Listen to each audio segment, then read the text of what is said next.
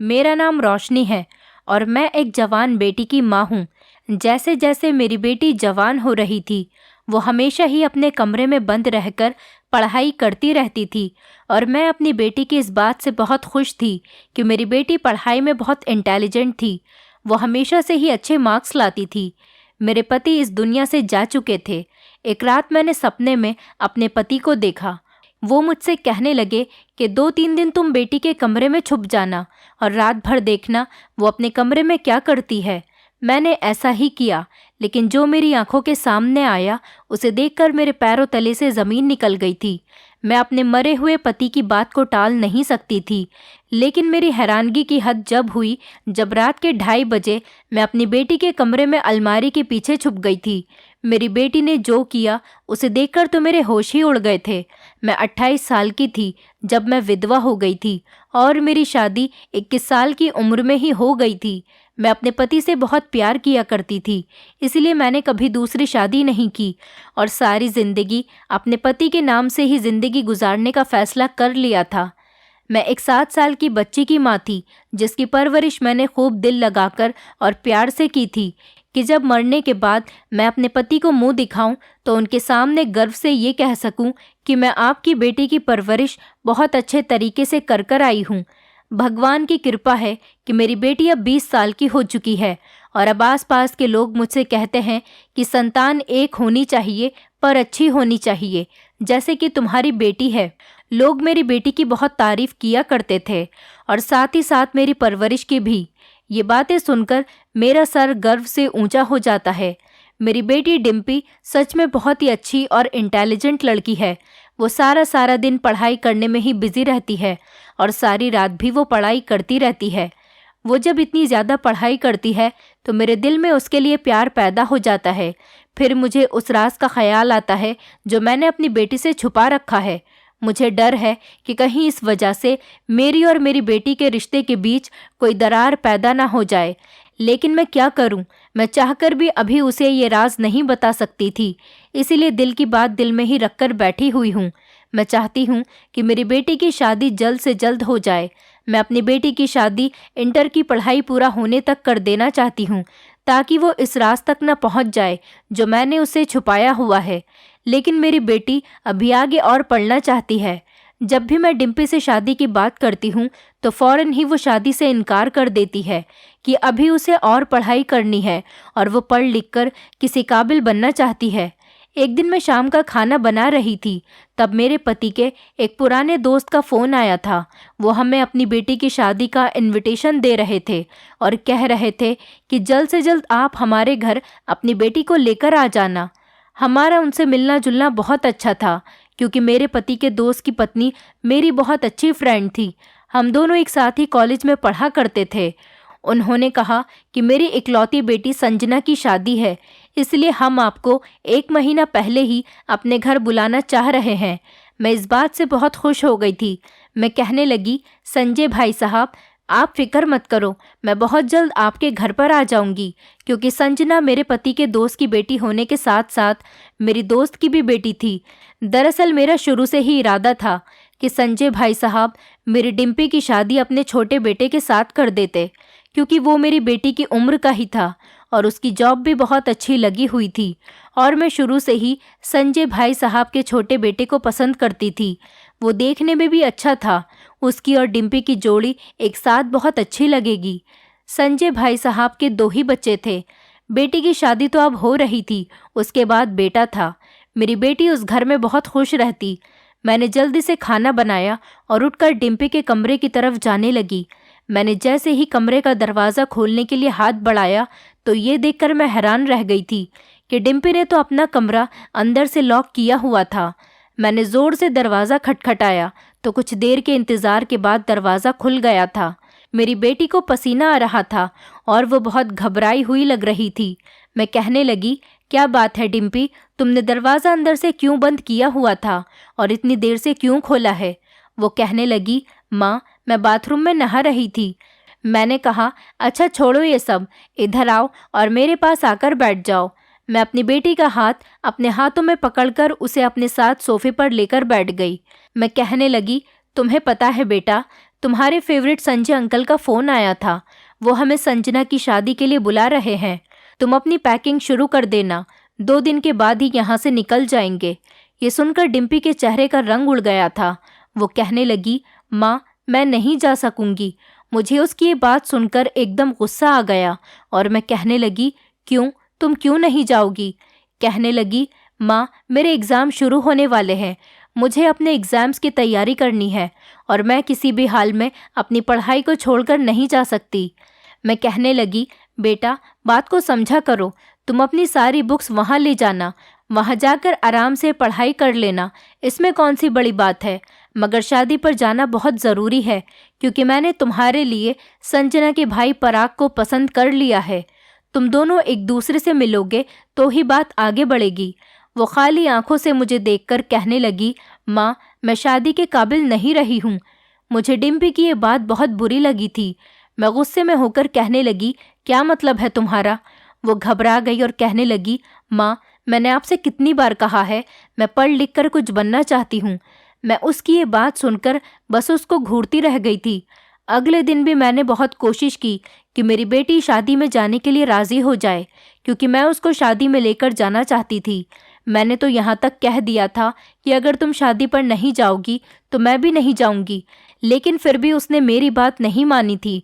मैं पहले से ही अपनी फ्रेंड कल्पना के घर जाना चाहती थी, लेकिन अपनी बेटी को मनाने की वजह से नहीं जा पाई थी, जबकि अब शादी में सिर्फ 5 दिन ही रह गए थे। मजबूरन मुझे अपनी ही सारी तैयारी करनी पड़ी थी। मैं अपने पति के पुराने दोस्त और अपनी पुरानी दोस्त के साथ इस पुरानी दोस्ती को बिगाड़ना नहीं चाहती थी। मैंने डिम्पी से कह दिया था कि मैं पड़ोस में कह जाऊंगी कि वो 1 हफ्ते के लिए तुम्हारे साथ रह लें। डिम्पी चिढ़ते हुए कहने लगी, माँ मुझे किसी पड़ोसन की ज़रूरत नहीं है, मैं अकेले भी रह सकती हूँ। अगर उन्होंने मेरे कमरे में सोने की ज़िद की तो मैं क्या करूँगी? मुझे स्टडी करने में प्रॉब्लम आएगी। मैं गुस्से से कहने लगी, डिम्पी तुम जानती हो कि स्टडी करने के साथ साथ अपने पेरेंट्स की इज्जत करना भी और उनकी बात को मानना भी बहुत ज़रूरी होता है।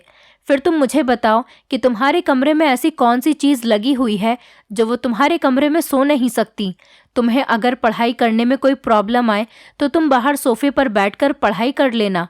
डिम्पी कहने लगी, माँ आप तो जानती हो मैं अपने कमरे में अकेले रहकर ही अपनी पढ़ाई करती हूँ, तभी मेरा अच्छा फोकस मेरी पढ़ाई पर रहता है, इसलिए मैं किसी की मौजूदगी में डिस्टर्ब होती हूँ। मैं कहने लगी, अच्छा चलो ठीक है, पड़ोसन मेरे कमरे में सो जाया करेगी और तुम आराम से अपनी पढ़ाई कर लेना। बड़ी मुश्किल से शादी पर जाने की तैयारी कंप्लीट हुई थी। मैं जानती थी कि संजय भैया और कल्पना डिम्पी के बारे में मुझसे ज़रूर पूछेंगे कि डिम्पी शादी में क्यों नहीं आई। जैसे ही मैं शादी वाले घर में पहुंची तो संजय भाई साहब कहने लगे, अरे भाभी आप मेरी डिम्पी बेटी को क्यों नहीं लेकर आई? और उनकी इस बात में कल्पना भी हाँ में हाँ मिलाने लगी। मैं डरते डरते कहने लगी, वो मेरी बेटी अपनी पढ़ाई को लेकर बहुत सीरियस रहती है, उसके एग्ज़ाम होने वाले हैं इसलिए वो नहीं आ सकी। कहने लगी, जब मेरे एग्ज़ाम ख़त्म हो जाएंगे तब मैं संजय अंकल और कल्पना आंटी के यहाँ पर चली जाऊंगी, बस इसीलिए नहीं आई, लेकिन वो बाद में आ जाएगी जब उसके एग्ज़ाम ख़त्म हो जाएंगे। संजय भाई साहब कहने लगे, अरे वाह ये तो बहुत अच्छी बात है। और कल्पना भी कहने लगी, रोशनी तुमने अपनी बेटी की परवरिश बहुत अच्छी की है। फिर संजय भाई साहब मेरी तरफ देखते हुए कहने लगे, भाभी शादी वाला घर है और खुशी का मौका है, इसलिए मैं चाहता हूँ कि मैं भी आपको एक खुशखबरी सुना दूँ। मेरी ख्वाहिश है कि मैं अपने मरे हुए दोस्त की बेटी को अपने घर की बहू बना लूँ, अपने पराग की पत्नी के रूप में डिम्पी को देख लूँ। इस बात पर कल्पना भी बहुत खुश हो रही थी। कल्पना ने कहा कि जैसे ही संजना की शादी की रस्में ख़त्म हो जाएंगी तो मैं तुम्हारे घर डिम्पी का रिश्ता लेकर आऊँगी। ये बात सुनकर मेरी आंखों में आंसू आ गए थे। मैंने संजय भाई साहब और कल्पना से कहा कि आप दोनों ने तो मेरे दिल की बात कह दी है, ये खबर सुनकर तो मैं बहुत खुश हूँ।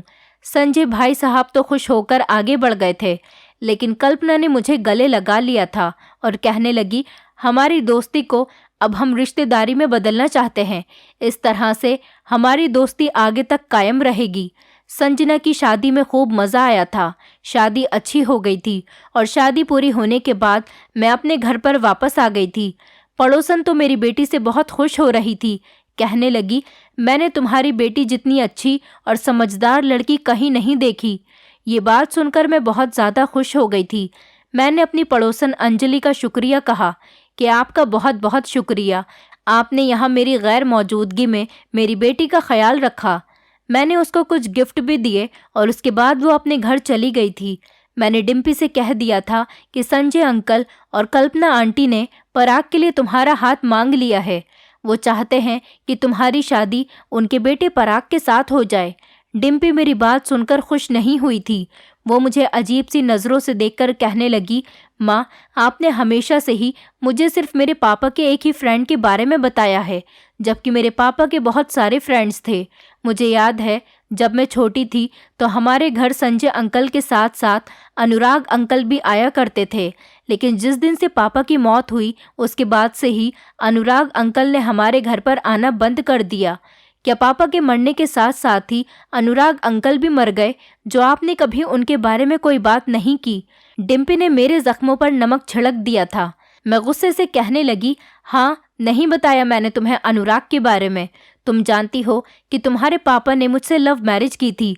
तुम्हारे पापा की फैमिली वाले हमारी शादी नहीं कराना चाहते थे, जबकि तुम्हारे अनुराग अंकल का हमारे घर पर बचपन से आना जाना था। हमारी शादी के कुछ महीनों पहले ही अनुराग की भी शादी हो गई थी। तुम्हारे पापा के मरने के बाद अनुराग की पत्नी ने मेरे घर में इतने ज़्यादा फसाद फैलाए थे कि मेरे ससुराल वाले मुझसे नफरत करने लगे थे और वो मुझे घर से निकालना चाहते थे। और मैं बेसहारा थी क्योंकि मेरे माता पिता नहीं थे। मैं बेसहारा कहाँ जाती? किसी ने मेरी बात पर यकीन भी नहीं किया था। जिस तरह से कान अनुराग की पत्नी ने मेरे ससुराल वालों के भर दिए थे, वो लोग मेरी बात मानने को तैयार ही नहीं थे, बल्कि उन लोगों को मेरी किसी बात पर यकीन ही नहीं था। मैं डट गई और कहने लगी कि ये घर मेरे पति का है, मैं अपने पति के घर से नहीं जाऊंगी। उन्होंने एड़ी चोटी का जोर लगा लिया था और फिर आखिरकार मैं भी हिम्मत हार गई थी, क्योंकि तुम मेरे साथ थी। जिस दिन मैं घर से निकलने लगी थी उसी दिन मैंने फैसला कर लिया था कि मेरे पति के बचपन के दोस्त अनुराग भाई साहब और उनके परिवार से हमारा कोई ताल्लुक नहीं रहेगा, क्योंकि उनकी पत्नी की ही वजह है जो मैं बेसहारा हो गई। उस टाइम तुम 5 साल की थी। मेरे ससुराल वालों ने मुझ पर गलत इल्ज़ाम लगाए थे। पता है किसके कहने पर? सिर्फ और सिर्फ तुम्हारे अनुराग अंकल की पत्नी के कहने पर, जबकि अनुराग भाई साहब अच्छे से ये बात जानते थे कि मैं गलत नहीं हूँ। मुझ पर आरोप लगाए जा रहे हैं, वो भी उनकी पत्नी के कहने पर। उनकी पत्नी ने मेरे साथ ऐसा इसलिए किया क्योंकि मैं खूबसूरत थी, और जबकि वो खूबसूरत नहीं थी, इसीलिए वो मेरी खूबसूरती से जलती थी और उन्होंने मेरे ससुराल वालों को अपनी तरफ कर लिया। वो तो अच्छा हुआ कि तुम्हारे चाचा जी ने मेरा और तुम्हारा ख्याल करते हुए हमें उस घर से हिस्सा दिलवा दिया जिनके पैसों से हमने ये घर खरीद लिया। तुम्हारे दादा दादी तो वैसे भी मतलबी लोग थे। तुम्हारे पापा की सैलरी अच्छी थी, वो अपने माता पिता को भर भर कर पैसे दिया करते थे, तो हम लोग उनके लिए अच्छे थे। लेकिन जब तुम्हारे पिता मर गए तो उनकी बेटी और पत्नी उनके लिए बुरी हो गई थी। तुम्हारे चाचा चाची बहुत अच्छे लोग हैं, इसीलिए वो हमारे घर पर आना जाना रखते हैं और मुश्किल वक्त में उन्होंने हमारा साथ भी दिया। लेकिन तुम्हारे दादा दादी तो अनुराग की पत्नी के कहने में आ गए थे और उन्होंने अपने घर से हमें निकाल दिया था, क्योंकि अनुराग की पत्नी ने हमारे घर में आग जो भड़का दी थी। तुम्हारे दादा दादी ने काफ़ी कोशिश की कि वो तुम्हें अपने पास रखना चाहते थे, लेकिन मैंने साफ इनकार कर दिया तो मुझे धमकाने लगे, वो तुम्हें मुझसे ज़बरदस्ती छीन लेंगे।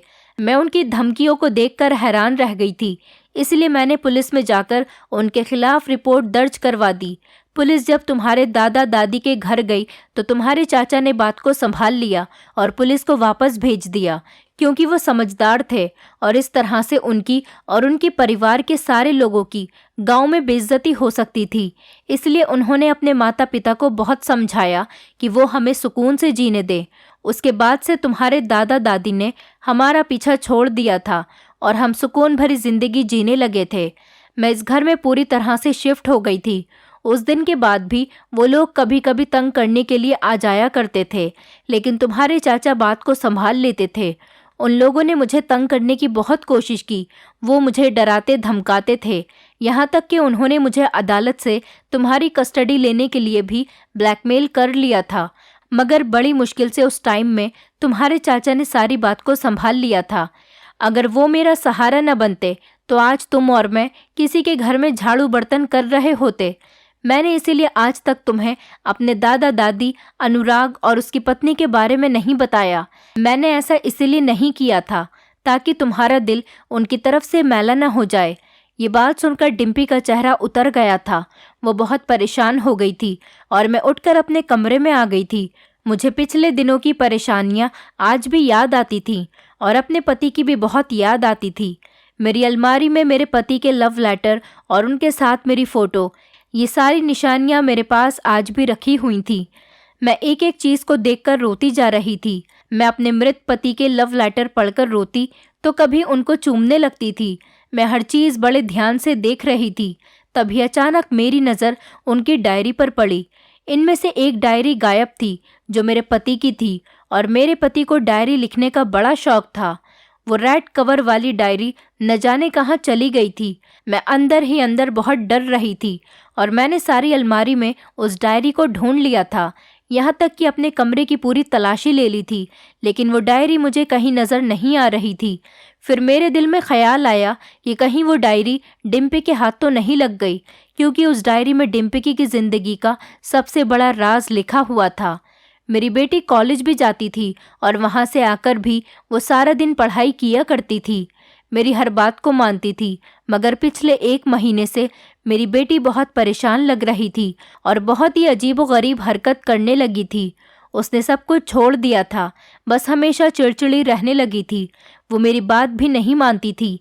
मैं उसकी वजह से बहुत परेशान रहने लगी थी। इसलिए मैंने सोचा कि इसी टाइम में उसके कमरे की तलाशी लूँगी। मैं ये सारी बातें रात भर सोचती रही थी। इसी तरह से सोचते सोचते सो भी गई थी। मैं बहुत गहरी नींद में सो रही थी जब मुझे सपने में मेरे पति मिलने आए थे। वो कहने लगे, रोशनी, तुम 2-3 दिन मेरी बेटी के कमरे में छुपकर उसे देखना कि वो क्या करती है। जब मेरी आंख खुली तो मुझे बड़ी हैरानी हुई कि आखिर ये कैसा सपना था। इस सपने ने तो मुझे चौंका कर रख दिया था। मेरे पति बहुत सालों बाद मेरे सपने में आए थे और सपना भी कितना अजीब सा था। मुझे एकदम सही फिक्र होने लगी थी कि कहीं मेरी बेटी किसी मुसीबत में तो नहीं। इसीलिए मैं जल्दी से उठकर अपनी बेटी के कमरे की तरफ जाने लगी थी। दरवाज़ा खोलने के लिए जैसे ही मैंने हाथ आगे बढ़ाया तो ये देखकर मैं हैरान रह गई थी कि रात के इस टाइम पर मेरी बेटी का कमरा अंदर से लॉक था। न जाने वो इस तरह की अजीब हरकतें क्यों करने लगी थी। इससे पहले तो कभी उसने कमरे को लॉक नहीं लगाया था। सुबह हुई तो मैं डिम्पी से कहने लगी, तुमने रात में अपने कमरे के दरवाजे को लॉक क्यों किया था? मेरी बात सुनकर वो मुझसे घबराते हुए कहने लगी, माँ, आप क्या रात भर मेरी जासूसी करती रहती हो? मैंने बात को मजाक में टालने की कोशिश की, इसलिए मैं हंसकर कहने लगी, नहीं बेटी, वो तो बस रात को मुझे डर लग रहा था, इसलिए मैं तुम्हारे पास आ गई थी। वो कहने लगी, मुझे पता नहीं कि आपको रात में डर लग रहा था या नहीं, मगर अब मुझे आपसे बहुत डर लगने लगा है। मैं हंस दी थी, लेकिन जो मेरी बेटी का बिहेवियर था और मेरे पति का सपना, ये सब मुझे बहुत परेशान कर रहा था। मैंने फैसला कर लिया था कि मैं अपने मरे हुए पति की बात को नहीं टाल सकती। उसी रात मैं अपनी बेटी के कमरे में जाकर उसकी अलमारी के पीछे छुप गई थी। मेरी बेटी जैसे ही कमरे में आई तो वो अपनी बुक्स खोलकर पढ़ाई करने के लिए बैठ गई थी। वो तो अपनी स्टडी करने में बिजी थी, जबकि मैं अलमारी के पीछे से खड़े होकर छुपकर उसे देख रही थी। सारी रात मेरी बेटी पढ़ाई करने में बिजी रही थी। सुबह के लगभग 6 बजे उसने अपनी किताबों को बंद किया और वो अपने बिस्तर पर जाकर लेट गई थी और सो गई थी, जबकि मेरी बेटी सुबह के 8 बजे कॉलेज जाती थी, इसलिए सिर्फ 1 घंटे ही सोती थी। लेकिन सारी रात ऐसा कुछ नहीं हुआ था जो मुझे चौंका देता। सुबह जब मेरी बेटी 8 बजे अपने कॉलेज जाने के लिए उठी और नहाने के लिए बाथरूम में चली गई, तब मैं जल्दी से भागी और अपने कमरे में आ गई थी। सारी रात खड़े रहने की वजह से मेरे पैरों में बुरी तरह से दर्द हो रहा था और मेरा शरीर भी टूट रहा था। मैं सोच में पड़ गई थी कि मैं एक छोटे बच्चे की तरह एक सपने के पीछे क्यों पड़ गई हूँ।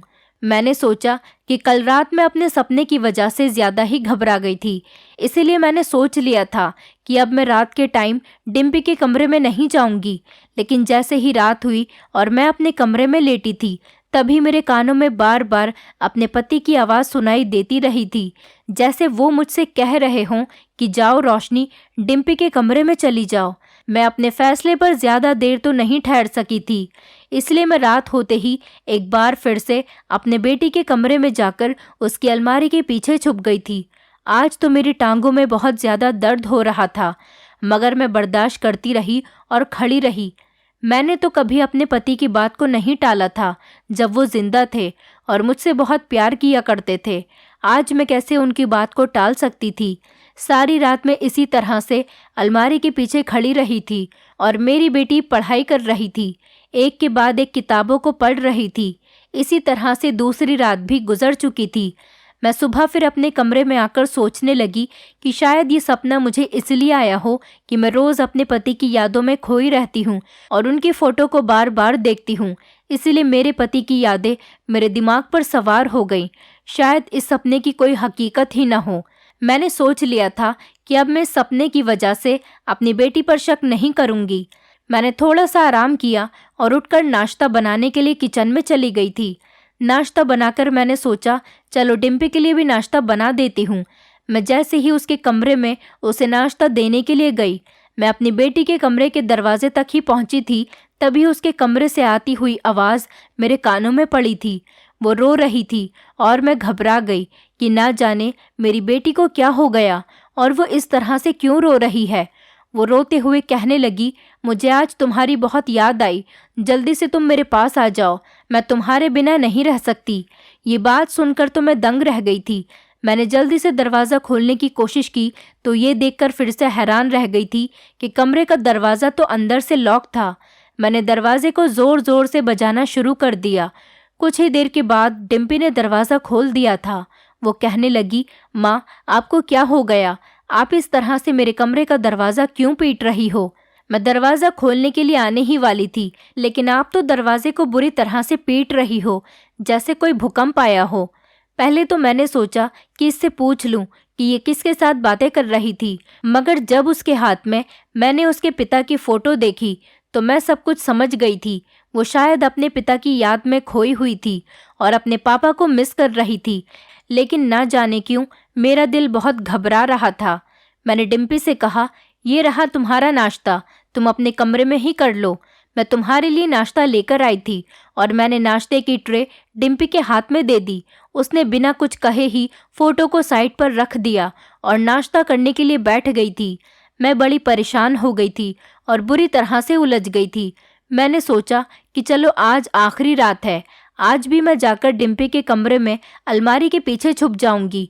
आज और उसके कमरे में छुपकर देख लेती हूँ। फिर से रात हुई तो मैं अपनी बेटी के कमरे में जाकर अलमारी के पीछे छुप गई थी। मेरी बेटी रोज़ की तरह ही चेयर पर बैठकर टेबल पर अपनी रखी हुई बुक्स को खोलकर पढ़ने लगी थी और अपनी पढ़ाई में इतनी बिजी हो गई थी। थोड़ी ही देर गुजरी थी कि अचानक डिम्पी के कमरे की खिड़की पर दस्तक होने लगी थी। मैं हैरान रह गई थी कि इतनी रात को और इस टाइम पर आखिर खिड़की से कौन आ सकता है। डिम्पी ने जल्दी से अपनी बुक्स को बंद किया और खड़ी होकर खिड़की की तरफ जाने लगी और उसने खिड़की को खोल दिया। मुझे किसी के कूदने की आवाज़ सुनाई दी थी। मेरा दिल बहुत ज़ोर ज़ोर से धड़कने लगा था। डिम्पी रोने लगी थी और कहने लगी, आप इतने दिनों से क्यों नहीं आए हो? जानते हो ना मैं आपसे कितना प्यार करती हूँ।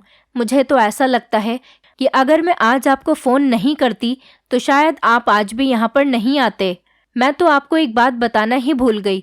सुबह जब आपसे मेरी फ़ोन पर बात हुई थी तो अचानक ही माँ आ गई थी। मुझे 100% यकीन है कि माँ ने ज़रूर हमारी बातें सुन ली होंगी, इसलिए मैंने जल्दी से अपने हाथ में पापा की फ़ोटो पकड़ ली थी। ऐसा इसलिए किया ताकि माँ ये समझे कि मैं अपने पापा की फ़ोटो से बातें कर रही थी, और ये देखकर मैं बहुत शर्मिंदा हो गई थी। मुझे अपनी बेटी की बातों पर हैरानी हो रही थी। तभी मुझे एक लड़के के हंसने की आवाज़ सुनाई दी थी। वो हंसते हुए कहने लगा कि तुम आज बाल बाल बच गई हो। मैंने तुमसे कितनी बार कहा है कि तुम मेरे साथ चलो, तुम मेरे साथ भी नहीं जाती हो और हमेशा मुझे याद करके रोती भी रहती हो। इससे ज़्यादा और कुछ सुनने की मुझ में हिम्मत नहीं थी। मैं काफ़ी देर से इन दोनों की ऐसी बेतुकी बातों को सुन रही थी, इसलिए मैं जल्दी से अलमारी के पीछे से निकल आई थी और इन दोनों के सामने जाकर खड़ी हो गई। इन दोनों की नज़र जैसे ही मुझ पर पड़ी तो इनकी आंखें फटी की फटी रह गई थी और वो मुझे अपनी फटी हुई आंखों से देख रहे थे। डिम्पी आगे बढ़कर कहने लगी, माँ, आपने कैसी हरकत की है? आप यहाँ क्या कर रही हो? आपको शर्म नहीं आती अपनी बेटी के कमरे में छुपने से? आप इतनी घिनौनी हरकत कैसे कर सकती हो? मुझे अपनी बेटी पर बहुत गुस्सा आ रहा था। डिम्पी शर्मिंदा होने के बजाय उल्टा मुझ पर ही चढ़कर दौड़ रही थी। तभी मैं चिल्लाकर कहने लगी, बंद करो अपनी बकवास को। अगर मेरे सामने ज्यादा बोलने की कोशिश की तो तुम्हारी जबान को खींच लूंगी। तुम्हें शर्म आनी चाहिए कि तुम घर में इस लड़के को बुला रही हो। कौन है ये लड़का?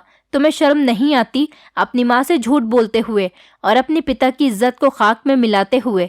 मैं तो कभी मरकर भी ये नहीं सोच सकती थी कि तुम इतनी गलत निकलोगी। फोन पर रो रो के अपने आशिक को घर बुलाओगी। और इस लड़के को तो देखो, बगैरत यहाँ से भाग भी नहीं रहा, आंख से आंख मिलाकर खड़ा हुआ है। ये यही सोच रहा होगा कि एक बेसहारा और बूढ़ी औरत हमारा क्या बिगाड़ लेगी। डिम्पी कहने लगी, माँ, ये मेरा आशिक नहीं बल्कि ये मेरा पति है। हम दोनों ने एक दूसरे से शादी कर ली है। ये बात सुनकर तो मेरे पैरों तले से जमीन निकल गई थी कि आखिर मेरी बेटी ये सब कुछ क्या कह रही थी। मैंने कहा, बगैरत लड़की, तुम्हें ये सब कुछ करते हुए शर्म नहीं आती? कौन है ये लड़का? कैसे जानती हो तुम इसको? ये सुनकर डिम्पी रोने लगी और बताने लगी कि हाँ माँ, मैं सच कह रही हूँ, ये मेरा पति है। इसके बारे में मुझे अपने पापा की डायरी से पता चला था और उसी डायरी पर इसके घर का एड्रेस भी लिखा हुआ था। इसका नाम राज है।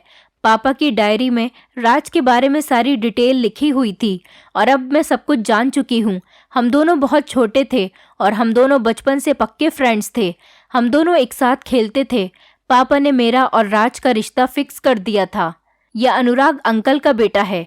डायरी में लिखा था कि मेरी ख्वाहिश है कि मेरी बेटी की शादी मेरे दोस्त के बेटे राज के साथ हो जाए और मेरी बेटी के पैदा होने के बाद मैंने अपने दोस्त से वादा किया था कि मेरी बेटी जवान होने के बाद तुम्हारे बेटे राज की पत्नी बनेगी और तुम्हारे घर की बहू बनकर जाएगी।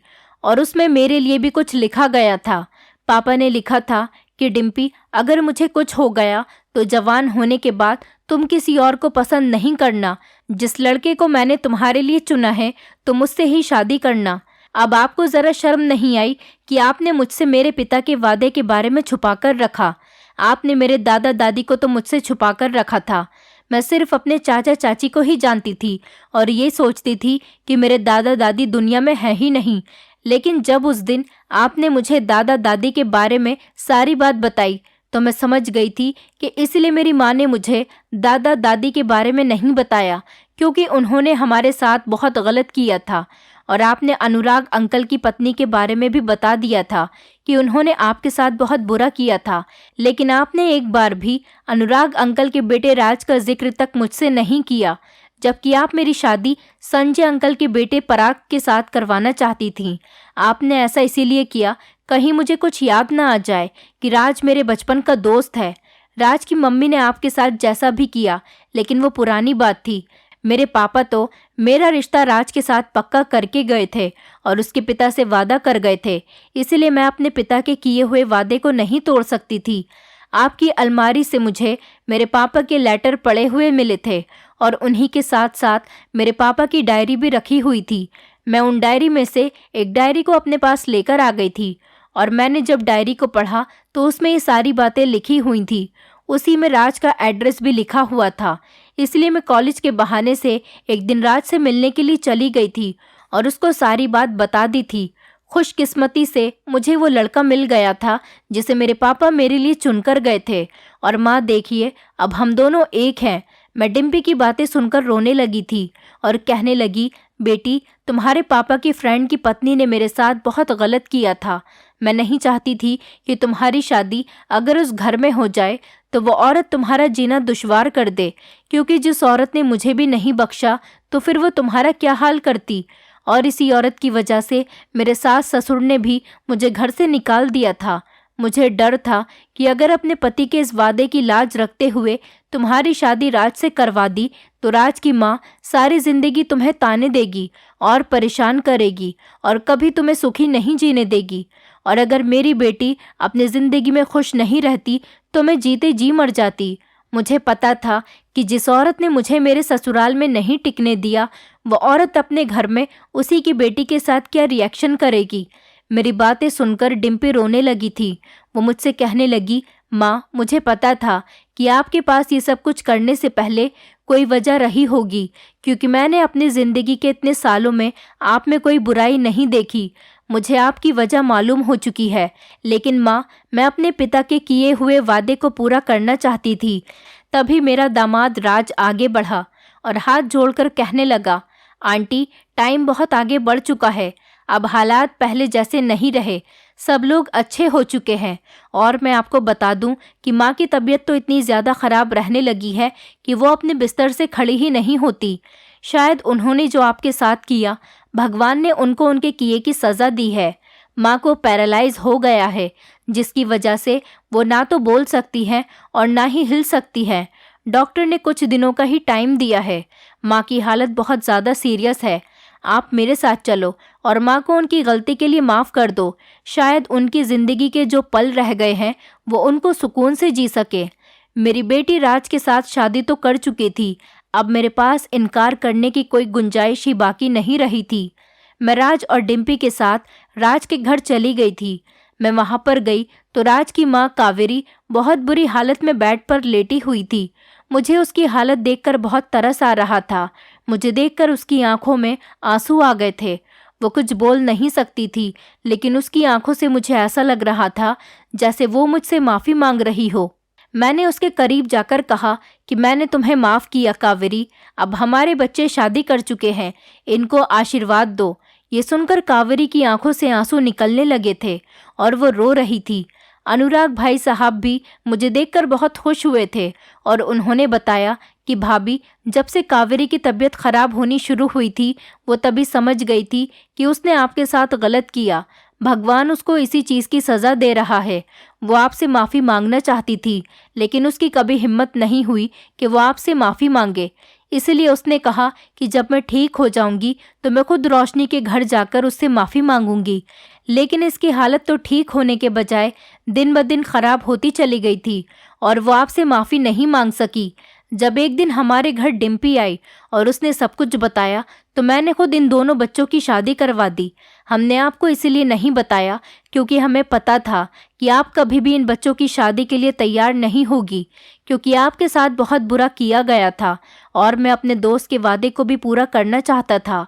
अनुराग भाई साहब मेरे सामने हाथ जोड़कर खड़े हो गए और कहने लगे, भाभी, मैं अपनी पत्नी की तरफ से आपसे माफ़ी मांगता हूँ। मेरी पत्नी को माफ़ कर दो और साथ साथ मेरे बच्चों को भी, जिन्होंने आपसे छुपकर शादी की। मेरी बेटी खुश थी, यही मेरे लिए बहुत था। मैंने अनुराग भाई साहब से कहा, अब जो हुआ सो हुआ, आपको शर्मिंदा होने की कोई ज़रूरत नहीं। मैंने कावेरी को माफ़ कर दिया। ये कहकर मैं अपने घर आ गई थी, लेकिन अगले दिन जो खबर आई थी उसने मेरे पैरों तले से ज़मीन निकाल दी थी। डिम्पी ने बताया कि कावेरी की मौत हो गई। कावेरी की मौत पर मुझे बहुत अफसोस हुआ था। अब मेरी बेटी अपने ससुराल में रह रही है और बहुत खुश है। इसी तरह से मेरे पति का सपना भी पूरा हो गया था और कावेरी ने जो किया था उसकी उसको सज़ा भी मिल गई थी। दोस्तों, उम्मीद करती हूँ आपको हमारी कहानी पसंद आई होगी। कहानी पसंद आई है तो वीडियो को लाइक करें, चैनल पर नए हैं तो चैनल को सब्सक्राइब करें और हाँ, नोटिफिकेशन बेल को ज़रूर दबाएं ताकि अगली अपडेट सबसे पहले आपको मिले। मेरा नाम रमेश है। मैं आज आप लोगों को अपनी सच्ची कहानी सुनाने जा रहा हूँ।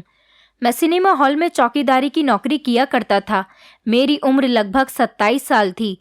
मेरी फैमिली दूसरे शहर में रहती थी और मैं यहाँ से काम करके अपनी फैमिली को पैसे भेज दिया करता था।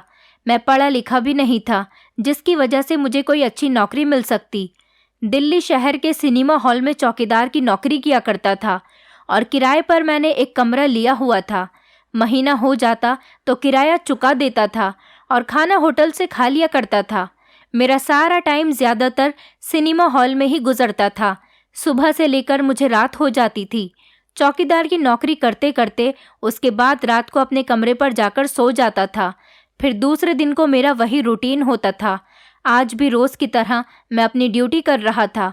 शो पूरा हो जाने के बाद मैं वॉशरूम चला गया था, क्योंकि जब शो पूरा हो जाता था लोग बाहर निकल जाते थे, तब मुझे उन पर ध्यान रखना होता था। लेकिन जब शो पूरा हो चुका था और सारे लोग बाहर निकल चुके थे, इसीलिए मैं वॉशरूम की तरफ चला गया था। ड्यूटी के टाइम पर मेरा अपना कोई भी पर्सनल काम नहीं हो पाता था। सच में चौकीदार की नौकरी करना बड़ी ही जिम्मेदारी का काम होता है। ये बात मुझे अब चौकीदार की नौकरी करते हुए समझ आ रही थी। अभी मुझे वॉशरूम गए हुए लगभग 5 से भी कम मिनट का टाइम हुआ था कि पार्किंग की साइड से गुजरकर गेट की तरफ जा रहा था। तब मुझे किसी के रोने की आवाज़ आने लगी। रोने की आवाज़ सुनकर मैं चौंक गया था। मैंने चारों तरफ देखा, लेकिन मुझे कोई भी नज़र नहीं आ रहा था, मगर पार्किंग की जगह पर कोई भी नहीं था। मैं अपना वहम समझकर कदम आगे बढ़ाने लगा, मगर थोड़ी ही देर के बाद मुझे फिर से ज़ोर ज़ोर से रोने की आवाज़ आने लगी। अब की बार रोने की आवाज़ तेज़ हो गई थी और आवाज़ कोने वाली कार की तरफ से आ रही थी। मैं भागता हुआ कार की तरफ को गया और देखने लगा कि कौन सी कार से रोने की आवाज़ आ रही है। मैंने चारों तरफ देखा और हर एक कार के अंदर झांक कर देखा, मगर मुझे कोई नज़र नहीं आ रहा था। तभी मुझे एक कार के नीचे से किसी के पैर नज़र आए। मैंने कार के नीचे झांक कर देखा तो कार के नीचे कोई लेटा हुआ था। मैंने देखा कि कार के नीचे कोई लड़की छुपी हुई थी। ये सुकड़ कर के नीचे लेटी हुई थी और बड़ी सहमी हुई नज़र आ रही थी। वो तो अच्छा हुआ कि मुझे उसके थोड़े से पैर बाहर निकलते हुए दिखाई दे गए थे, वरना मैं तो उसे ढूंढता ही रह जाता कि न जाने किसके रोने की आवाज़ आ रही है। वो लड़की बुरी तरह से रो रही थी और उसके रोने की आवाज़ मेरे कानों में गूंज रही थी। उसे देखकर साफ लग रहा था कि वो बहुत डरी हुई है। मैंने उससे कहा कि बाहर निकलो। जब उसने मेरी आवाज़ सुनी तो वो खामोश हो गई और मेरी आवाज़ सुनकर वो और भी ज़्यादा डर गई। तभी मैंने उसे तसल्ली दी और कहा कि बाहर निकलो, डरो मत मैडम, मैं यहाँ का चौकीदार हूँ। अगर तुम्हें कोई परेशानी है तो तुम मुझे बता दो, लेकिन बाहर तो निकलो। इस तरह से कार के अंदर छुपे रहने से तुम्हारी परेशानी हल नहीं होगी। मैं तुम्हारी मदद कर सकता हूँ, मैं कोई बुरा इंसान नहीं हूँ। मैंने जब ये सब कहा तो वो धीरे धीरे बाहर निकलने की कोशिश करने लगी। उसकी हालत ठीक नहीं थी। वो इधर उधर देखते हुए कहने लगी, क्या सब लोग चले गए हैं? अब यहाँ पर तो कोई नहीं आएगा ना? वो लड़की न जाने कैसी कैसी बातें कर रही थी और न जाने किस बात से तसल्ली करना चाह रही थी। मैं उसको साइड पर ले गया और बैठने के लिए चेयर दी। अब जबकि शो आधे घंटे बाद का था, इसलिए मेरे पास उससे बात करने के लिए लगभग आधे घंटे का टाइम था। मैंने उसे बैठने को कहा और कहने लगा कि तुम फिक्र मत करो, सब लोग चले गए हैं। लगभग आधे घंटे बाद फिल्म का नेक्स्ट शो है और आप कौन हो? आप इतनी डरी हुई क्यों हो? मुझे बताओ, यहाँ की पुलिस तुम्हारी मदद ज़रूर करेगी। मैंने उस लड़की से बड़े प्यार से ये बात कही थी। मेरी इतनी हमदर्दी देखकर उसके तो आंसू निकलने लगे। तभी मुझे उस लड़की पर रहम आ गया और मैं उसके लिए पानी की बोतल लेने चला गया। मैंने उसे पानी पीने के लिए कहा। पानी पीने के बाद वो लड़की थोड़ी नॉर्मल हुई थी, लेकिन उसकी हालत बड़ी अजीब सी हो रही थी। ऐसा लग रहा था जैसे वो काफ़ी भागदौड़ करके आ रही है। उसके लंबे लंबे बाल बिखरे हुए थे और उसके चेहरे पर बहुत पसीना आ रहा था। मैंने अपनी पैंट की जेब से निकालकर उसे अपना रुमाल पसीना साफ करने के लिए दे दिया। मैंने कहा, ये लो और अपना चेहरा साफ कर लो। आपका चेहरा बहुत गंदा हो रहा है और मुझे तसल्ली से बताओ कि आपको कहाँ जाना है और मैं आपकी किस तरह से मदद कर सकता हूँ। क्या आपको कहीं जाना है? आप जिस तरह से कहोगी मैं वैसे ही आपकी मदद कर दूंगा। वो लड़की कहने लगी कि मेरा तो इस शहर में कोई भी नहीं है, जबकि मेरा इस दुनिया में भी कोई नहीं। मैंने कहा, जब आपका कोई नहीं है तो फिर आप यहाँ पर किस तरह से आई हो? वो कहने लगी, मेरी किस्मत मुझे यहाँ तक ले आई कि मैं अपने ही घर से निकलने पर मजबूर हो गई। मैं इस शहर की नहीं हूँ, मैं दूसरे शहर में रहती थी। मैं एक अनाथ लड़की हूँ और इसीलिए अनाथ आश्रम में रहती थी। अनाथ आश्रम में मुझसे कहा गया था कि एक फैमिली को केयर टेकर की ज़रूरत है, इसलिए उन लोगों ने मुझे भेजने का फ़ैसला कर लिया था। मैं भी खुश हो गई थी कि चलो मैं अपना भी कुछ कमा सकती थी। इसलिए वो फैमिली मुझे यहाँ पर दिल्ली लेकर आ गई और उन लोगों ने मुझे अपने बच्चे संभालने के लिए दे दिए। मैं दिन रात उनके बच्चों को संभालती थी। जिस घर में मुझे केयरटेकर की नौकरी के लिए रखा गया था, वहाँ की मालकिन तो बहुत अच्छी थी और बहुत रहमदिल औरत थी। मालकिन ने हमेशा से ही मेरी मदद करनी चाहिए थी और मुझ पर मेहरबानी भी करती थी। मैं यहाँ आकर बहुत खुश हो गई थी क्योंकि मुझे इस फैमिली के घर में कोई प्रॉब्लम नहीं थी। मैं उनके बच्चों का अच्छे तरीके से ख्याल रख रही थी। इसी वजह से मालकिन खुश होकर मुझे काफ़ी सारे पैसे भी दे दिया करती थी। मुझे यहाँ पर नौकरी करते हुए लगभग 2 महीने हो गए हैं। मैं मालकिन के दिए हुए पैसों से शॉपिंग भी कर लेती थी और अपने लिए अच्छे अच्छे कपड़े खरीद लेती थी। मुझे उस घर में टाइम से खाना भी दिया जाता था और रहने के लिए कमरा भी दे दिया गया था। मुझे इस घर में काम करते हुए किसी तरह की कोई भी परेशानी नहीं थी, बल्कि मैं यहाँ बहुत खुशी खुशी रह रही थी। मेरी मालकिन का पति अमेरिका में नौकरी करता था। कुछ दिनों के लिए वो अपने घर पर आया था। एक रात मेरी तबीयत ठीक नहीं थी और मैं अपने रूम में लेटी हुई थी, इसलिए मैं बच्चों का ध्यान भी नहीं रख पा रही थी। उधर मालकिन अपने पति के आने में बिजी हो गई थी।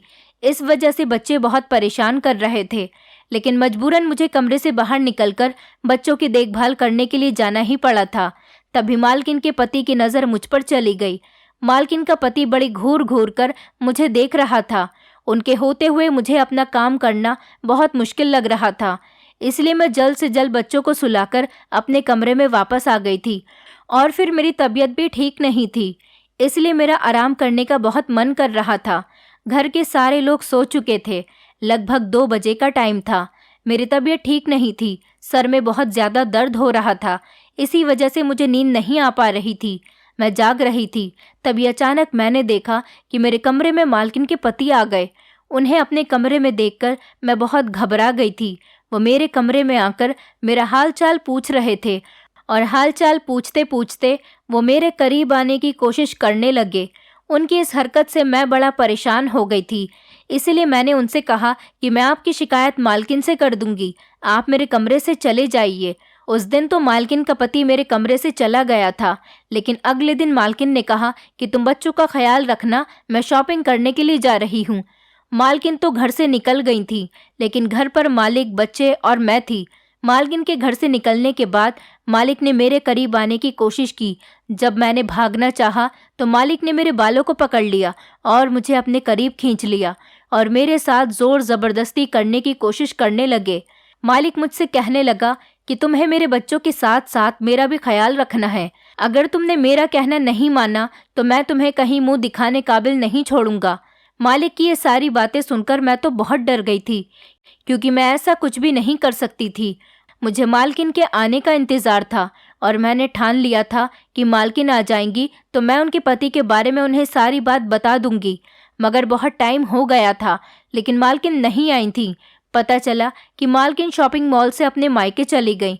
जब ये बात मालिक को पता चली तो वो फिर से मेरे करीब आने की कोशिश करने लगे, लेकिन अब की बार जैसे ही मालिक मेरे करीब आने लगे, मैं भागकर घर से बाहर निकल गई थी और घर के बाहर ही कहीं छुप गई थी। मालिक को लगा कि मैं घर से भाग गई हूँ, लेकिन तभी अचानक मुझे मालकिन की गाड़ी के हॉर्न की आवाज़ आई। मालकिन घर पर आ गई थी और मुझे उनको देखकर बहुत खुशी हुई थी। मैंने उन्हें सब कुछ बता दिया, लेकिन वो मेरा हाथ पकड़कर मुझे अंदर ले गईं और अंदर जाकर अपने पति से सवाल किया कि ये लड़की तुम्हारे बारे में क्या कह रही है। मालकिन ने कहा कि अगर ये सच कह रही है तो तुम्हारी खैर नहीं है। मैं तुम्हारी हरकतों को अच्छी तरह से जानती हूँ। न जाने तुम्हें समझ क्यों नहीं आता कि मैं सिर्फ इस घर में तुम्हारे बच्चों की खातिर रुकी हुई हूँ, वरना तुम्हारी इन्हीं हरकतों की वजह से तुम्हें कब का छोड़कर चली जा चुकी होती। फिलहाल उन दोनों पति पत्नी में बहुत ज़्यादा झगड़ा शुरू हो गया। मालकिन ने मुझे मेरे कमरे में जाने के लिए कह दिया, लेकिन मालिक ये सब कुछ देखकर गुस्से से पागल हो गए थे। उस टाइम तो वो मालकिन की वजह से खामोश ही रहे, सिर्फ मुझे घूर कर ही रह गए। लेकिन अगले दिन जो मैंने सुना, उसे सुनकर तो मेरे पैरों तले से ज़मीन निकल गई थी, इसलिए मुझे वहाँ से भागकर आना पड़ा। मालिक किसी से फ़ोन पर बात कर रहे थे और कह रहे थे वो केयर टेकर लड़की, उसको तो मैं जल्दी ही अपने काबू में कर लूँगा और तुम लोगों के पास लाकर छोड़ दूँगा। मुझे उसके बदले ज़्यादा रकम चाहिए, क्योंकि वो बहुत ज़्यादा खूबसूरत है, इसलिए उसकी खूबसूरती के पैसे तो ज़्यादा बनते हैं। पहले वाली लड़की ज़्यादा खूबसूरत नहीं थी तो तुम लोगों ने मुझे उसके कम पैसे दिए थे, लेकिन अब की बार मुझे डबल रकम चाहिए। इस सब का मतलब ये था कि मालिक मुझे बेचना चाहता था। ये सब सुनकर तो मुझे डर लगने लगा था और मैं उसी टाइम पलटकर घर से भागी, मगर चौकीदार ने जाकर मालिक को बता दिया था कि मैं भाग गई हूँ। तभी मालिक ने मेरे पीछे 2-3 गुंडों को भेज दिया था और मैं भागते भागते यहाँ के एरिया में आ गई। यहाँ आकर मैंने कई लोगों से मदद की गुहार लगाई, लेकिन किसी ने मेरी कोई मदद नहीं की। जब मैंने अपने पीछे गुंडों को आता हुआ देखा तो मैं भागकर सिनेमा हॉल के अंदर घुस आई और कार के नीचे छुप गई थी ताकि मुझे वो लोग देख न सके। वो लोग यहाँ पर मुझे ढूंढने के लिए आए थे, लेकिन मैं उनको नजर नहीं आई और इसी वजह से मैं डरकर बुरी तरह से रो रही थी। मगर भगवान की कृपा से मुझे उन लोगों ने नहीं देखा। मैं उन लोगों को यहाँ से जाता हुआ देख चुकी थी, क्योंकि वो लोग यहाँ पर मेरी तलाश कर रहे थे। उसके बाद मुझे आपने देख लिया। मैं घबरा गई थी कि कहीं आप उनमें से ही तो कोई नहीं हो, लेकिन जब आपने कहा कि मैं तुम्हारी मदद करूँगा तो मेरी सांस में सांस आ गई थी। अभी तक उन लोगों का डर मेरे दिल से निकला नहीं है। वो लड़की इतना बताकर खामोश हो गई थी। उसका हाथ लगातार अपने सिर पर था। ऐसा लग रहा था कि जैसे अभी तक उसकी तबीयत ठीक नहीं है और उसके सर में बहुत तेज दर्द हो रहा है, या फिर वो लड़की मुझे अपने बारे में कुछ बताना नहीं चाह रही। मगर मैंने इस बात पर ध्यान नहीं दिया।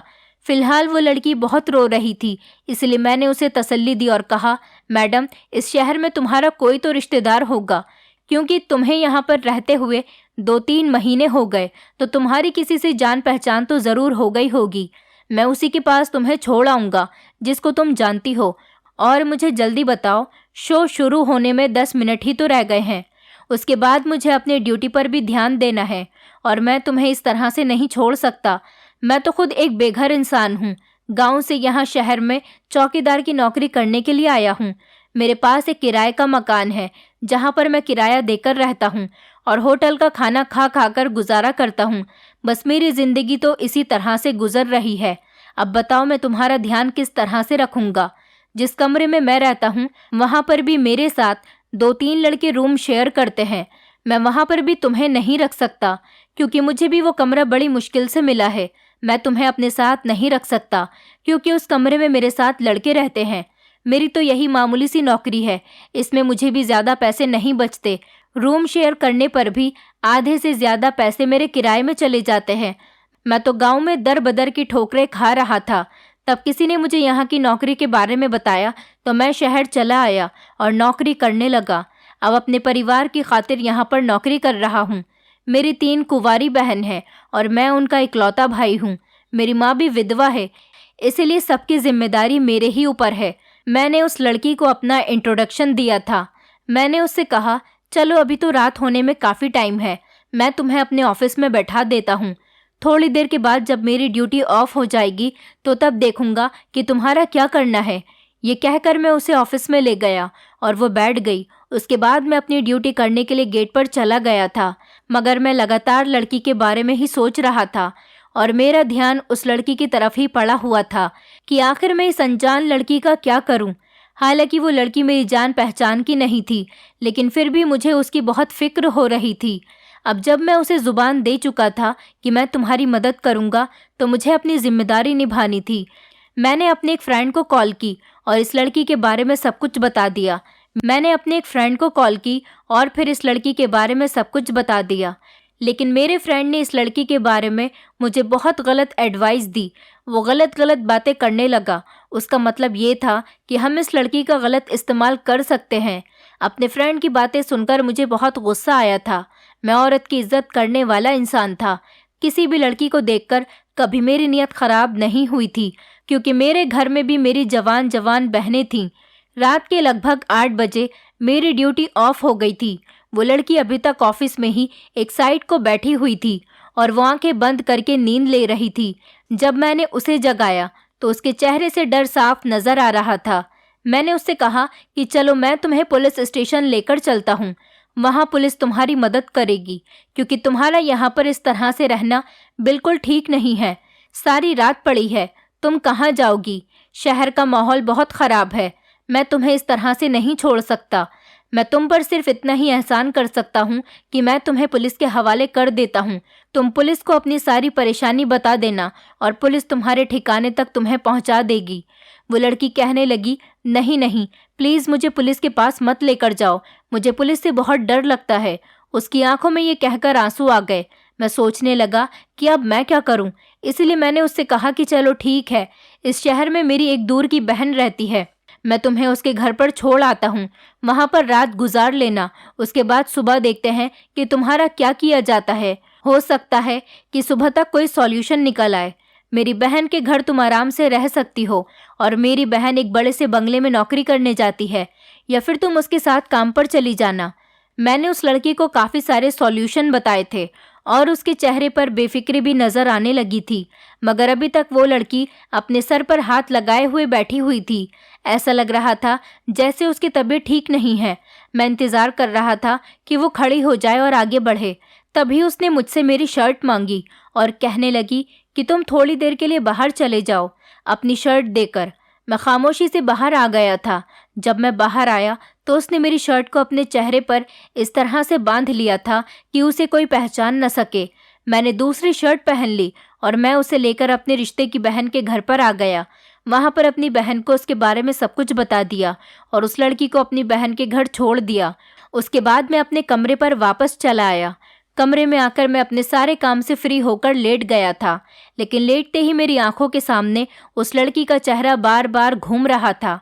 मैं उस खूबसूरत लड़की के बारे में ही सोच रहा था, जिसकी मासूम सी आंखों में काफ़ी सारे राज छुपे हुए थे और जिसकी खूबसूरती का मैं एक ही बार में दीवाना हो गया था। मगर मैं उसके सपने नहीं देख सकता था। वो बहुत खूबसूरत लड़की थी, और वो भले ही कोई अनाथ लड़की थी, मगर वो पढ़ी लिखी और खूबसूरत लड़की थी, जबकि मैं गांव का रहने वाला एक परेशान और बेरोज़गार लड़का था। काफ़ी देर तक इस लड़की के बारे में सोचते सोचते मैं गहरी नींद में चला गया था। सुबह को जैसे ही मेरी आंख खुली तो सबसे पहले मुझे उस लड़की का ही ख्याल आया। मैं भागता हुआ उस लड़की के बारे में पता करने के लिए अपनी बहन के घर चला गया। जब मैं अपनी बहन के घर गया तो वो लड़की बड़ी खुश नज़र आ रही थी। उसके चेहरे पर मुझे अजीब सी मुस्कुराहट दिखाई दे रही थी। मैं देख रहा था कि जिस लड़की को मैंने कल देखा था और जिसको मैं अब देख रहा था, क्या ये वही लड़की है? क्योंकि कल इस लड़की की हालत बहुत ख़राब थी और ये रोनेहार हो रही थी, मगर अब ये लड़की काफ़ी खुश नज़र आ रही थी। उसकी नज़रें मुझसे कुछ कहना चाह रही थी। मुझसे रहा नहीं गया, इसलिए मैंने उस लड़की से पूछ लिया, क्या बात है मैडम, आप आज बहुत खुश लग रही हो। लगता है कि मेरी बहन ने आपका बहुत ख्याल रखा है। मैंने बात अपनी बहन के ऊपर टाल दी तो वो कहने लगी, हाँ, तुम्हारी दीदी ने मेरा बहुत ख्याल रखा है, लेकिन मैं इस बात से नहीं बल्कि किसी दूसरी बात से खुश हूँ। वो मुस्कुराकर लगातार मुझे देखे जा रही थी। मैंने कहा, दूसरी बात भी मुझे बता दो। आखिर दूसरी कौन सी ऐसी बात है जिससे तुम खुश हो? मैंने मुस्कुराकर उस लड़की से सवाल किया। वो लड़की कहने लगी, देखो मेरी किस्मत मुझे कहाँ लेकर आ गई। एक अनाथ आश्रम से मैं एक परिवार में केयर टेकर की नौकरी करने लगी और उसके बाद मेरी मुलाकात आपसे हो गई।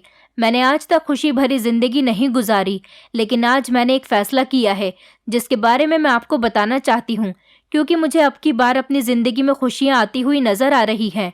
मैंने मुस्कुराते हुए कहा, मुझे आपकी बात कुछ समझ नहीं आई कि आप क्या कहना चाह रही हो। तो वो कहने लगी कि चौकीदार साहब, मेरा आप पर दिल आ गया है। आपको देखकर मुझे ऐसा लगता है जैसे आप मेरे सपनों के राजकुमार हो। आज तक कभी किसी ने मेरी मदद नहीं की, लेकिन जिस टाइम आपने मेरी मदद की तभी मैं समझ गई थी कि आप ही वो इंसान हो जो मेरी ज़िंदगी में मेरे लिए खुशियाँ लेकर आ सकते हो। आप एक बहुत अच्छे इंसान हो जो दूसरों की मदद करना अच्छे तरीके से जानते हो। मैं आपसे शादी करना चाहती हूँ। मुझे आपसे पहली नज़र वाला प्यार हो गया। आप मुझे एक्सेप्ट कर लो, ताकि इस शहर में आपके साथ भी दूसरा रहने वाला कोई हो जाए और मुझे भी कोई साथी मिल जाए। मैं जानती हूँ कि मेरी तरह आपका भी इस शहर में कोई नहीं। उस लड़की की ये सारी बातें सुनकर तो मैं हैरान रह गया था। उस लड़की ने मेरे दिल की सारी बातें अपनी ज़बान से कह दी थी, क्योंकि मुझे भी उसको देखकर पहली नज़र में ही प्यार हो गया था। मैंने कभी सपने में भी नहीं सोचा था कि इतनी खूबसूरत लड़की खुद आगे से मुझे शादी का प्रपोज़ल देगी। भला इतनी खूबसूरत लड़की के साथ ज़िंदगी गुजारने के लिए कौन इंसान इनकार कर सकता था। मैंने तो उसके लिए सपने सजाने शुरू कर दिए थे। मैं उसका हाथ पकड़कर फ़ौरन उसे रेस्टोरेंट लेकर चला गया। वहाँ जाकर हम दोनों ने अच्छा सा नाश्ता किया और उसके बाद अपने रूममेट्स को भी मैंने ये खबर सुनाई कि मेरी ज़िंदगी में एक लड़की आ गई है। एक खूबसूरत लड़की ने मुझसे शादी के लिए कहा है, मगर दीपिका ने मेरे रूममेट्स के सामने जाने से इनकार कर दिया। इस बात पर तो मुझे बड़ी हैरानी हुई थी, क्योंकि इस शहर में तो उसे कोई नहीं जानता था। शायद उसे लड़कों के सामने जाना पसंद नहीं होगा, तभी उसने इनकार कर दिया होगा। मैंने इस बात पर इतना ध्यान नहीं दिया। फिलहाल मैं दीपिका का हाथ पकड़कर उसे कोर्ट मैरिज के लिए ले गया था। वहां जाकर मैंने अपने 2 फ्रेंड्स को कॉल की जो हमारे गवाह बन गए थे। इसके बाद हम दोनों की शादी हो गई। लेकिन टेंशन इस बात की थी कि मैं दीपिका को लेकर कहाँ रहूंगा, क्योंकि जिस रूम में मैं रहता था वहां पर तो पहले से मेरे साथ 3 लड़के रहते थे। लेकिन फिलहाल भगवान ने मेरी हेल्प कर दी और रहने का इंतजाम भी हो गया था। मैंने सिनेमा हॉल के मालिक को इस बारे में बताया और उनको ये भी बता दिया कि मैं अपनी पत्नी को कहाँ लेकर जाकर रखूंगा। इसलिए उन्होंने मुझे एक छोटा सा कमरा दिलवा दिया और कहा कि जिसके पैसे तुम्हारी सैलरी से कट जाया करेंगे। मेरी शादी के बारे में सुनकर सिनेमा हॉल के स्टाफ के लोग भी खुश हो गए थे। मुझे रहने के लिए कमरा मिल चुका था। मैं और दीपिका इस घर में शिफ्ट हो गए थे। दीपिका को ये छोटा सा घर बहुत पसंद आया था, क्योंकि हमारी नई जिंदगी की नई नई शुरुआत हुई थी। दीपिका की तो खुशी के ठिकाने ही नहीं थे और मैं दीपिका का पति बनकर खुद को बहुत खुशकिस्मत इंसान समझ रहा था। इसी तरह से हम दोनों की शादीशुदा जिंदगी को 1 हफ्ता गुजर गया था और हमारी लाइफ बहुत अच्छी गुजर रही थी। मैं अपनी वही चौकीदार वाली ड्यूटी पर सुबह को जाता और शाम को 6 बजे तक घर वापस लौट आता था। लेकिन इसी दौरान मैंने दीपिका के अंदर एक बात नोटिस की थी। वो बात ये थी कि दीपिका मेरे सामने बड़ा अजीब सा रिएक्ट करती थी, जबकि वो मेरा बहुत ख्याल रखती थी और मेरे सारे काम भी किया करती थी। कभी कभी वो मुझसे कहती थी कि खाने के लिए राशन खत्म हो गया है, घर में राशन लाकर दे दो। लेकिन राशन के साथ साथ वो मुझसे फिटकरी भी मंगवाती थी। कभी कभी मुझसे पिज्ज़ा मंगवाती तो उसे खा लेती थी, लेकिन कभी कभी बड़े परहेज का खाना खाती थी। कहती कि मेरे पेट में दर्द है इसीलिए परहेज का खाना खाती हूँ।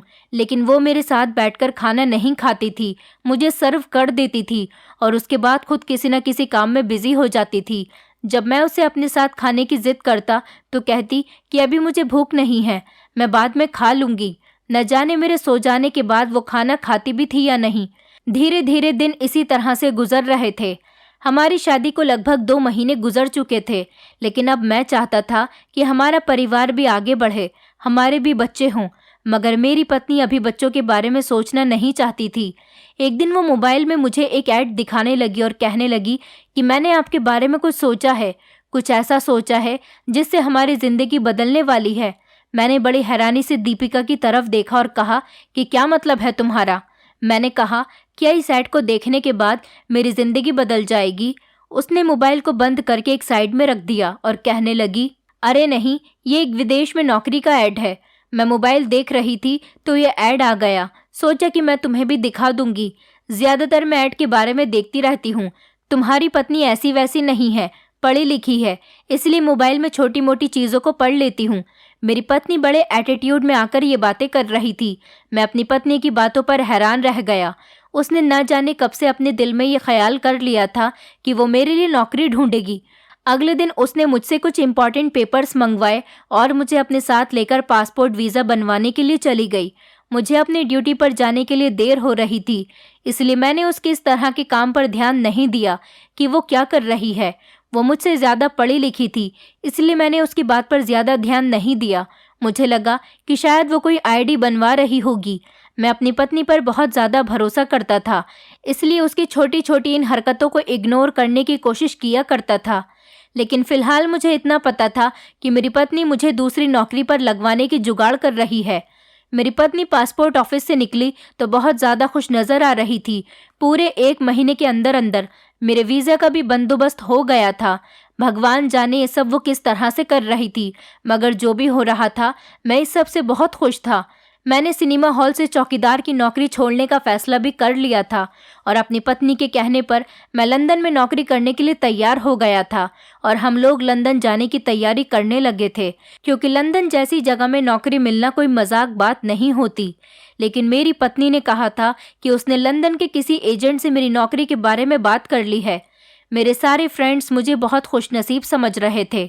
सच में तुम्हारी तो किस्मत का सितारा ही जाग गया है। पत्नी भी अच्छी मिल गई है और अब नौकरी भी अच्छी मिलने वाली है। तुम्हारी तो सारी जिंदगी ही बदलने वाली है। लंदन जाने से पहले दीपिका ने मुझसे वादा लिया। कहने लगी कि लंदन जाने के बाद तुम बिल्कुल नहीं बदलोगे, जैसे हो वैसे ही रहोगे। मैंने उससे वादा किया कि मैं तुम्हारे लिए हमेशा तुम्हारे पहले जैसा ही पति रहूंगा। वहाँ जाने के बाद मेरे अंदर बिल्कुल भी बदलाव नहीं आएगा और मैं तुम्हारा बहुत एहसानमंद हूँ जिसने मेरी इतनी मदद की। फिलहाल हम लोग लंदन जाने के लिए एयरपोर्ट पर पहुँच गए तो दीपिका के स्टाइल भी बदल गए थे। उसके बाद जब हम लंदन पहुँच गए तो दीपिका बहुत खुश और कॉन्फिडेंस में लग रही थी। वो मुझे लेकर एक बंगले में आ गई थी। ऐसा लग रहा था जैसे वो लंदन की हर जगह के बारे में जानती है। उसका कॉन्फिडेंस तो कुछ और ही कह रहा था। मैं तो दीपिका को देखकर बहुत परेशान हो रहा था।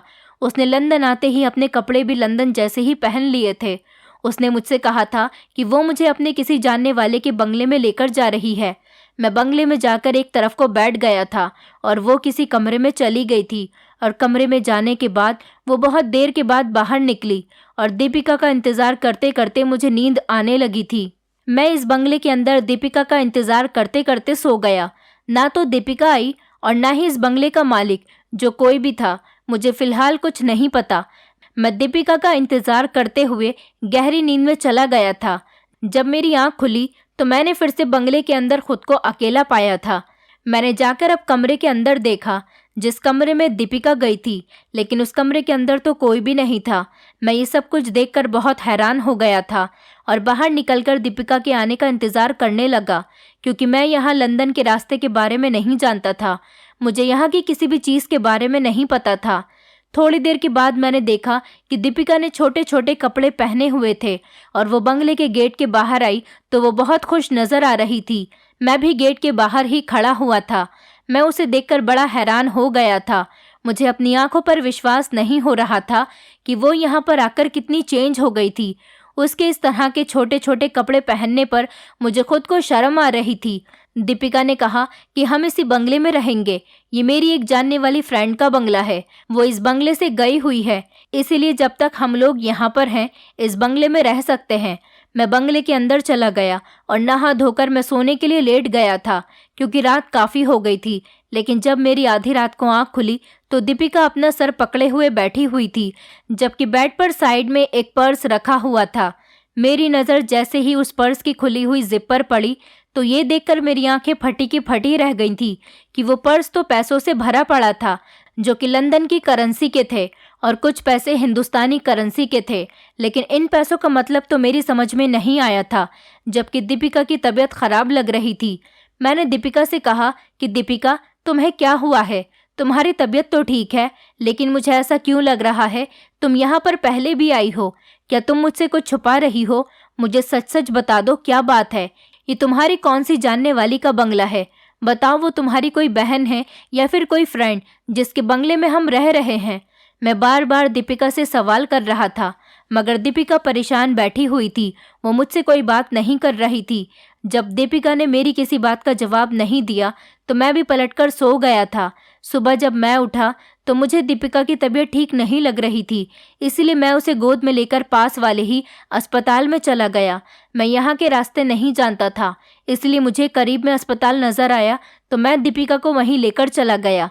वहाँ पर डॉक्टर ने दीपिका का ट्रीटमेंट किया और डॉक्टर मुझे बताने लगे कि ये मैडम ड्रग्स लेती हैं, इसलिए ड्रग्स इनके दिमाग पर सवार हो गई है, जिसकी वजह से इनके सर में दर्द रहने लगा है। जब दीपिका होश में आई तो मैंने उससे सवाल किया कि तुमने मुझसे इतनी बड़ी बात कैसे छुपाई कि तुम ड्रग्स लेती हो। मैं जब दीपिका पर चिल्ला रहा था तो वहाँ के डॉक्टर मुझे बड़े गौर से देख रहे थे। डॉक्टर ने दीपिका से पूछा कि आपको कोई परेशानी है, तो दीपिका ने डॉक्टर को रोते हुए मेरी तरफ इशारा करते हुए बताया कि ये मेरा पति है और ये अक्सर पागलों वाली हरकतें करता है। दीपिका की बात सुनकर डॉक्टर ने दो वार्ड बॉय को इशारा किया। उन्होंने आकर दोनों तरफ से मुझे पकड़ लिया और कुछ ही देर बाद मैं लंदन के पागल खाने में पहुंच चुका था। यहाँ पर मुझे काफ़ी सारे पागलों के बीच में बंद कर दिया गया था। यहाँ आने के बाद घबराहट की वजह से मेरा बड़ा बुरा हाल हो गया था। दीपिका की ऐसी हरकतें देखकर मेरे होश उड़ गए थे कि ये सब दीपिका ने क्या कर दिया था। उसकी मुझे समझ नहीं आ रही थी, जबकि मैं एक बहुत बड़ी मुसीबत में फंस गया था।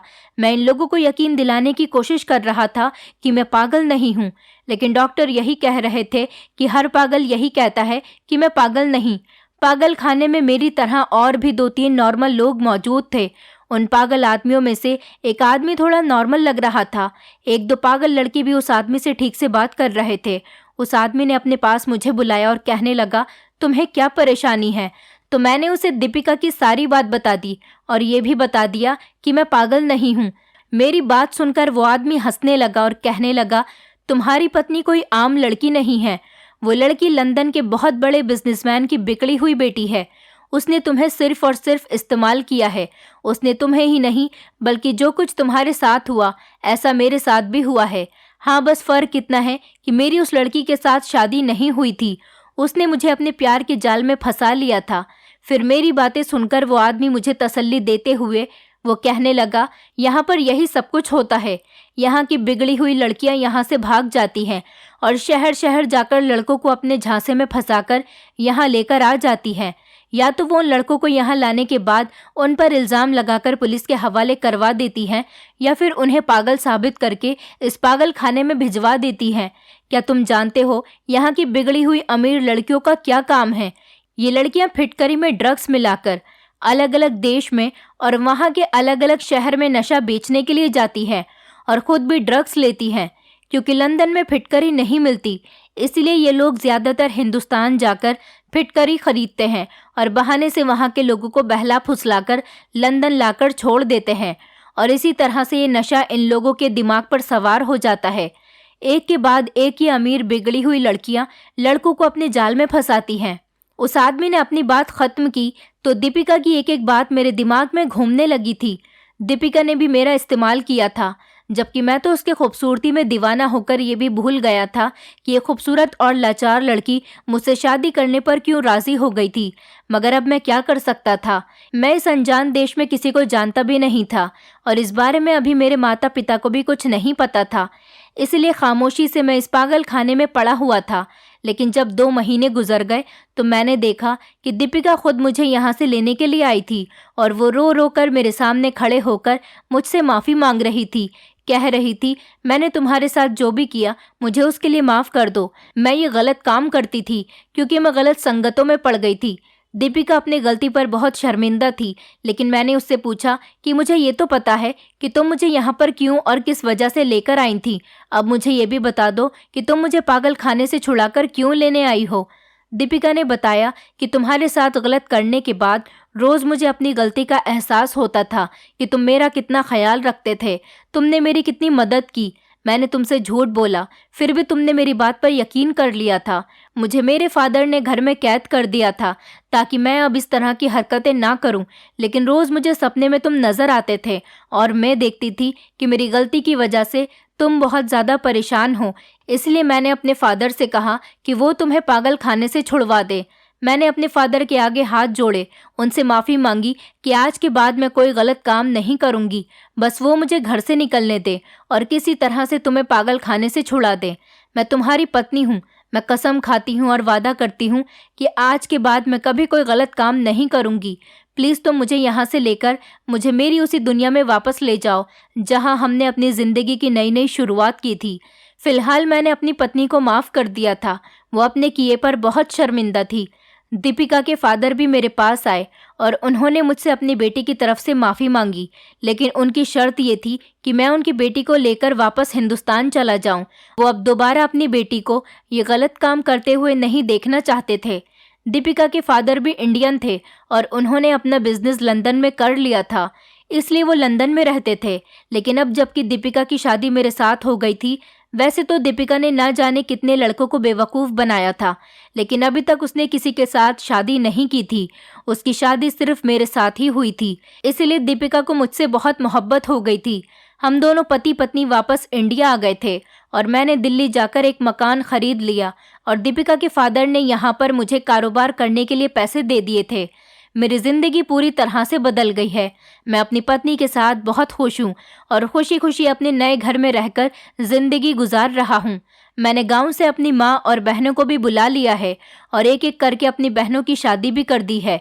दोस्तों, उम्मीद करती हूँ आपको हमारी कहानी पसंद आई होगी। कहानी पसंद आई है तो वीडियो को लाइक करें, चैनल पर नए हैं तो चैनल को सब्सक्राइब करें और हाँ, नोटिफिकेशन बेल को ज़रूर दबाएं ताकि अगली अपडेट सबसे पहले आपको मिले।